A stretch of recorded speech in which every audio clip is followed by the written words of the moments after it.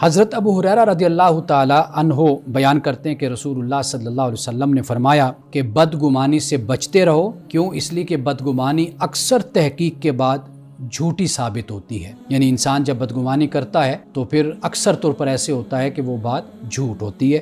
اور کسی کے عیب ڈھونڈنے کے پیچھے نہ پڑو، کسی کا عیب خام خواہ مت ٹٹولو، اور کسی کے بھاؤ پر بھاؤ نہ بڑھاؤ اور حسد نہ کرو۔ بھاؤ پر بھاؤ بڑھانے سے مراد یہ ہے کہ اگر ایک دکاندار ایک چیز 100 روپے کی بیچ رہا ہے تو تم ایسا نہ کرو کہ تم اس کی قیمت کو خراب کرو، کم کرو تاکہ، یا زیادہ کرو کہ تاکہ تمہاری چیز بک جائے اور اس کا سودا خراب ہو جائے۔ یا پھر یہ ہے کہ فرمایا بغض نہ رکھو، کسی کی پیٹھ پیچھے برائی نہ کرو، بلکہ سب اللہ تعالیٰ کے بندے آپس میں بھائی بھائی بن کر رہو۔ یعنی وہ برائیاں، اخلاقی برائیاں جو ایک دوسرے کا دشمن بناتی ہیں اور یہ پھر دشمنی قتل و غارت میں ڈھل جاتی ہے، تو رسول اللہ نے فرمایا کہ ایسا نہ کرو، ایک دوسرے کا بھائی بھائی بن کر رہا کرو۔